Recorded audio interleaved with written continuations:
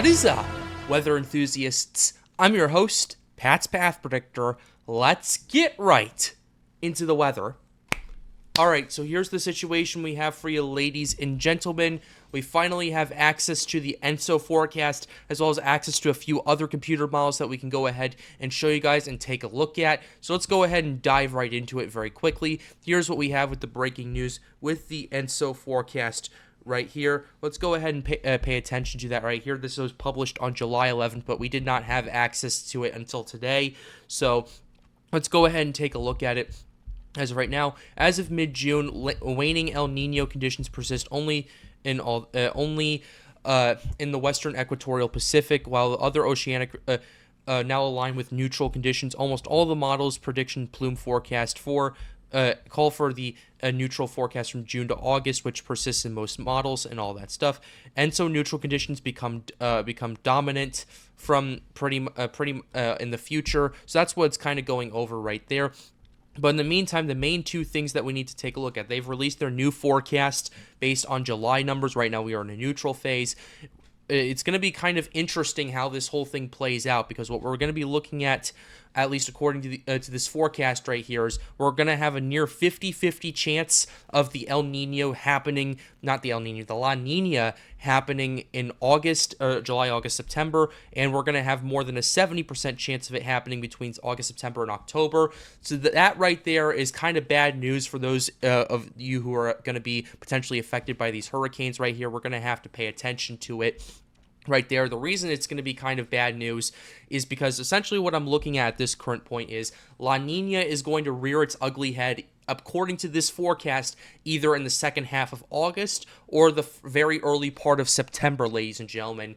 And what La Nina typically does is it weakens the trade winds, it weakens the amount of wind shear you have with it, and it essentially allows for more hurricanes to develop, especially if you have an active MJO. Matter of fact, we can go ahead and show you the SST anomalies in the ENSO region over here.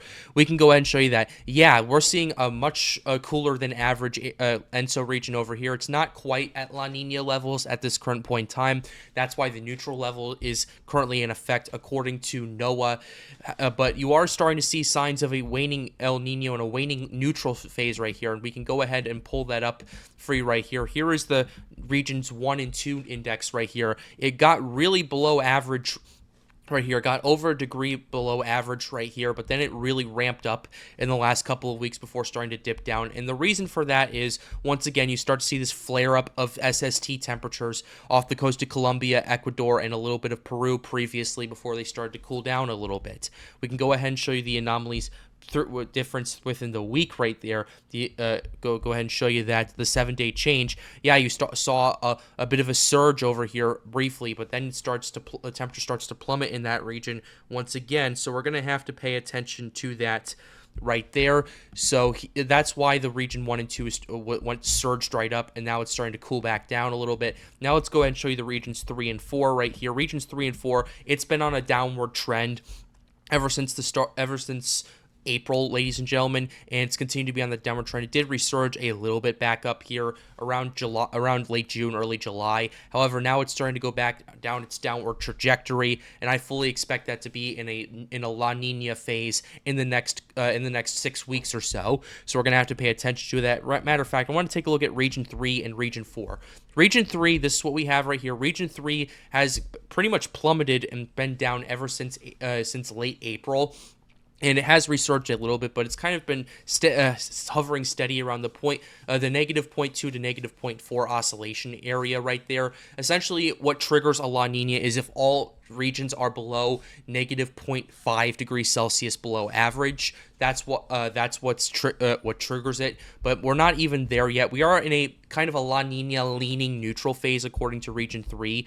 Region 4 has been kind of very stubborn and everything like that. It's been a very stubborn SST anomaly with this. It's been slowly going down ever since April, but it's been kind of hovering around the neutral to El Nino phase, which is why they weren't so confident issuing the neutral phase until last month, when it finally when the rest of the regions kind of canceled it out and allowed for them to make that trajectory, and the environment started acting in a way where it went from El Nino to more of a neutral phase to now towards a kind of a La Nina leaning a neutral phase at this current point. So that's what we're paying attention to in regards to the situation with the ENSO region. I know you guys are probably talking to me like, Patrick, man, you're talking too much about the ENSO region. What about the hurricanes, man? That's why you're covering this.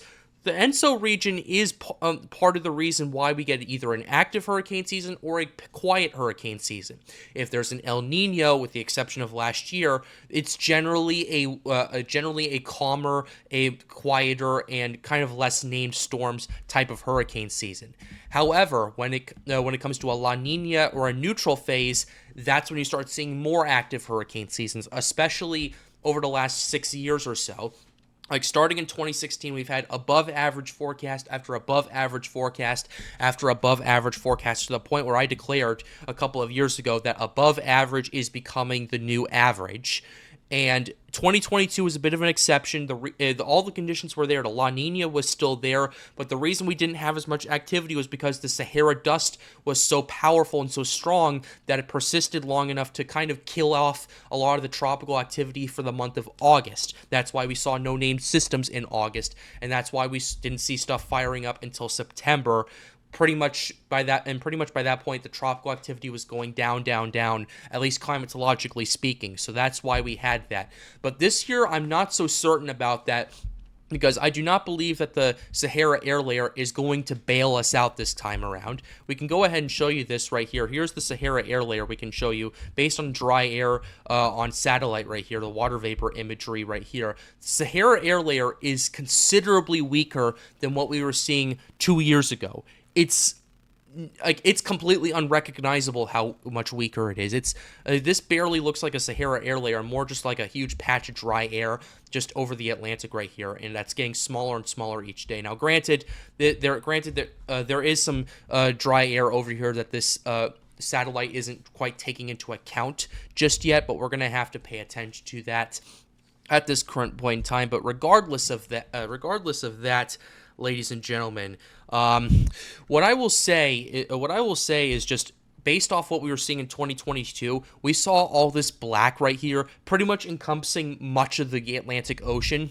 And now what we're seeing in 2024 is a completely different situation. 2023 at this current point, yeah, you saw quite a lot of Sahara dust, but it was around an average output of Sahara dust going into the Atlantic Ocean and kind of leveling off at the perfect time to us having 20 named storms last year. Because remember, we may have had an El Nino last year, but the reason it was so active was because the sea surface temperatures in the Atlantic not only canceled out the sea surface temperatures in the ENSO region, but they literally were so powerful and so much hotter than average that it literally crushed the El Nino, at least in terms of tropical activity. You didn't see the strengthening of the trade winds as much as what we were hoping for, and you didn't see as much of stronger shear as what we were hoping for. What you did see, though, was a weaker Bermuda high, though, which is why all the systems that like Lee, Tammy, all those other systems moved out to sea. That's the main reason for that. But it's 2024 now, and now that we're in a neutral phase, you're not seeing that anymore. And based off what I'm seeing, the Bermuda high is starting to truck along and kind of gather strength as it gets ready for this hurricane season. We didn't see the Bermuda high look like this based off of computer modeling. We didn't see this type of Bermuda high, ladies and gentlemen, until I'd say early August, or like the first week in the early second week of August, ladies and gentlemen. It's July 16th. And we're already seeing that. And that's why I'm so concerned about this, because what this is telling me is the environment is reacting to the ENSO region. It ties in all together. We are seeing we're going from an El Nino to a neutral. Again, it's weakening the trade winds, it's weakening the shear, and it's strengthening the Bermuda high right there. Matter of fact, what La Nina tends to do is it tends to allow for an even stronger Bermuda high, which a strong La Nina, based off what I said, you're probably thinking, oh my God, there's going to be a ton of hurricanes and everything like that.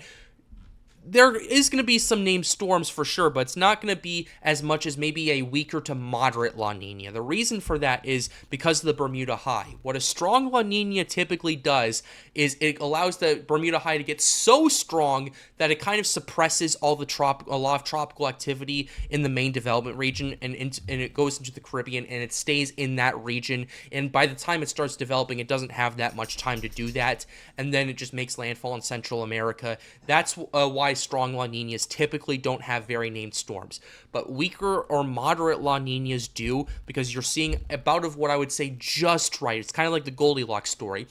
A strong La Nina is too powerful. El Nino is too weak, but a neutral to weak to moderate La Nina is just right for the Bermuda High to kind of take effect and drive these systems through the Caribbean Sea, and instead of impacting Central America, impacting the Yucatan, starting to potentially talk about the Gulf Coast right there. And if it doesn't do that and it stays in the Atlantic Basin, potentially impacting the Bahamas, Florida, the east coast of Florida, Georgia, the Carolinas, right there. So that's kind of what I'm referring to at that current point. The Bermuda High and the Azores High, to that extent, are steering currents, and well, the atmosphere, and they are reacting to the change in the El Nino to a neutral phase. So that's kind of what I was referring to in regards to that. Let's go ahead and show you the dry air, since I kind of deviated off of that a little bit. I want to show you the moisture forecast, as well as the moisture anomaly forecast again, just so that way I can emphasize what we're doing here. I showed it yesterday, but I want to go ahead and give you new updates on it.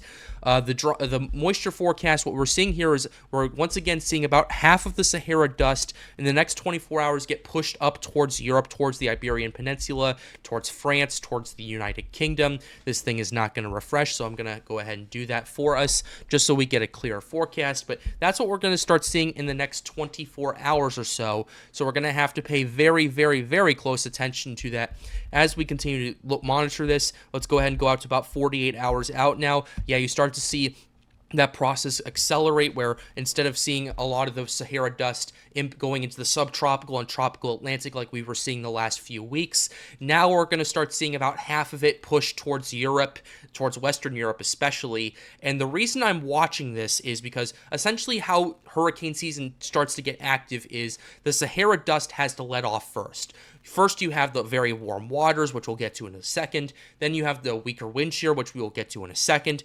But the other thing you need is the Sahara dust to leave the Atlantic Ocean, or at least be at a state where it's not going to impact tropical activity as much as it would in typical July fashion.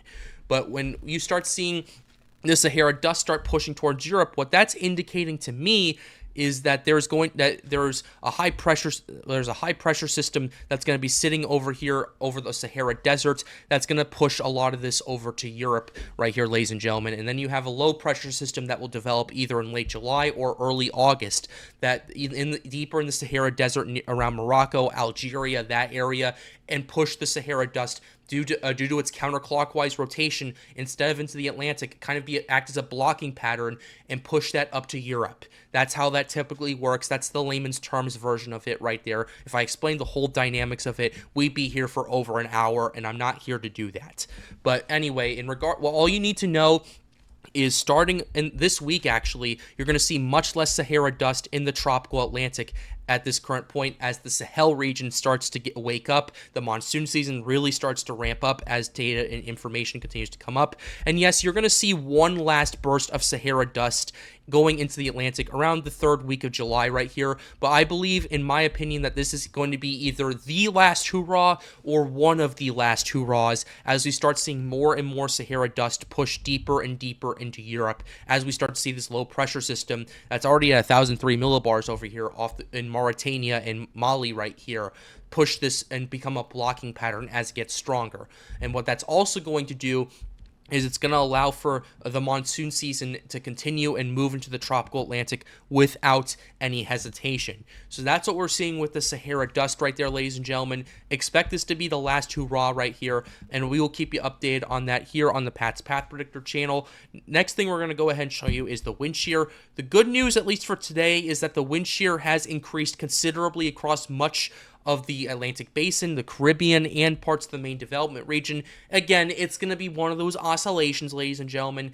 This isn't really exactly something to celebrate. I mean, you can celebrate it for today if you want to, but it's not. But this is one of those oscillations where you're going to see the shear go up, down, up, down, up, down until we get into August, when the wind shear just remains very low and allows for tropical systems to develop. So we're going to have to pay very close attention to that. Let's go ahead and show you the shear forecast for you very quickly. We're going to show you the 200 to 850 millibar wind shear, because that's the most robust type of shear we can show you in just a second if this thing will load. But regardless of what we see at this current point, it's going to be very interesting how this whole thing plays out. Let's go ahead and show you what we're taking a look at this current point. You're going to see those oscillations of wind shear. Let's go ahead and zoom that down a little bit. We're going to show you, seeing these oscillations, you do see a bit of an increase of wind shear across much of the Atlantic, much of the Caribbean, and all that stuff, but then you start seeing the shear, especially as we get to about 5 days out, starting to go down, down, down. This thing is taking a while to load. I do apologize for that. This is completely out of my control, but I'm noticing is you're going to start seeing the wind shear going down, down, down across much of the tropics and the subtropics over here, and you do see a bit of an increase in the Western Atlantic, which is going to be temporary good news. But as we start to see that Bermuda high really ramp up in strength and intensity right here, ladies and gentlemen, it's going to be very interesting how this whole thing plays out down the road, and I fully expect this whole wind shear oscillation to collapse by the time we get into late July and the first week of August. So that's kind of what we're looking at right here. We're kind of still looking at that concentrated area of very powerful systems moving through. We're going to look at pretty much, in my opinion, I'd start watching around the last week of July until I'd say the 3rd or 4th week of October, because I'd say August to mid-October is when that huge concentration of hurricanes and tropical storms and majors are going to be, based off of everything I'm seeing, based off of the climatological trends, based off of a lot of other factors that I'm taking a look at, including global sea surface temperatures, ladies and gentlemen. Let's go ahead and refresh it for today. Excuse me, I apologize for that. I'm being a little rude, but regardless, the point still stands right here. We are seeing a lot of SSTs firing up across much of the Gulf of Mexico, across much of the Caribbean Sea. We're starting to see a bit of a more concentrated 30+ degrees Celsius contour over here. That's 86 degrees Fahrenheit for those of you living in the United States. But yeah, we're starting to even see in the Bay of Campeche that 30+ degrees Celsius. And you're also seeing the degradation of this cool area right here that's just west of the loop current. Degrade quite a bit, so we're going to have to pay attention to that as we continue to look at it. If we go ahead and show you the main development region, yeah, it is as strong as ever. You're still seeing these 28+ degrees Celsius waters. The 26 degrees Celsius or 79 degrees Fahrenheit is where you need first to start initiating tropical or even hurricane development, and we saw that especially with Hurricane Beryl previously. So we're going to have to pay very close attention to that as we get more data and we get more information from you guys. Another thing I'm taking a look at is the surging SSTs going on. We're starting to see a bit of that surge continue. Yes, you did have a little bit of a leveling off for a couple of days, but now you're starting to see that surge once again, and that's going to continue for the next couple of months or so. And let's go ahead and show you the SST anomaly map, because we were mentioning that. Look at how warm the SSTs are. This is why this is going to be an active hurricane season, because yes, it is a neutral phase right now, and part of the reason for the active hurricane season last year was these extreme SSTs over here, anomalies right here, and we're still seeing that going into 2024. And now that we're in a neutral phase, that what that's doing is it's allowing for essentially the SST anomalies in the Atlantic to kind of crush, well, not crush, but to kind of accelerate and enhance the neutral phase, while at the same time the neutral phase allows for the Bermuda high to strengthen more than it would with the El Nino. You're also noticing a bit of a cooler trend in the subtropical Atlantic over here, which again is going to concentrate the hotter SSTs across much of the tropics. And you're also seeing OHC continue to be ridiculously off the charts right here. You're seeing this increase day by day. We're at over 150 across much of the Caribbean Sea. and loop current over here. We're seeing a warm eddy of 125 plus OHC in the Gulf of Mexico, and the fact that we're seeing OHC values of over 125 in the Western Main Development Region in mid-July is pretty concerning, to say the very least, and this is absolutely something that we're going to have to monitor, and this is absolutely something I'm going to keep you updated here on the Pat's Path Predictor channel. But with that being said, we're going to go ahead and close the video out for you guys today. I'm going to actually be at the All-Star game tonight, so I'm hoping to enjoy it and have a little fun with that. That's why I'm wearing this hat right here. Go Cardinals, ladies and gentlemen. If you're not a Cardinals fan, I understand. I'm just rooting for my team. But regardless, even if you're not a Cardinals fan, I would really appreciate it if you left a like and subscribe to the channel if you are new. Tomorrow is my 21st birthday, ladies and gentlemen, which is pretty crazy that it's coming this soon. So the goal I was hoping for is 10,000 subscribers. So if you guys could subscribe to the channel for my birthday, I would be much appreciated. I really hope you guys do that for me. I've been doing this for 3 years. I want to keep doing this for you guys. Remember, the goal of this channel is to get more people engaged with weather, and if you want to come hang out with us at Storms United and talk tropics or any type of weather, because we had a derecho yesterday and we had a lot of flooding going on in the Midwest, be sure to join this Discord server. Link to that is right over there, ladies and gentlemen. And with that being said, have a wonderful day, guys. Stay safe.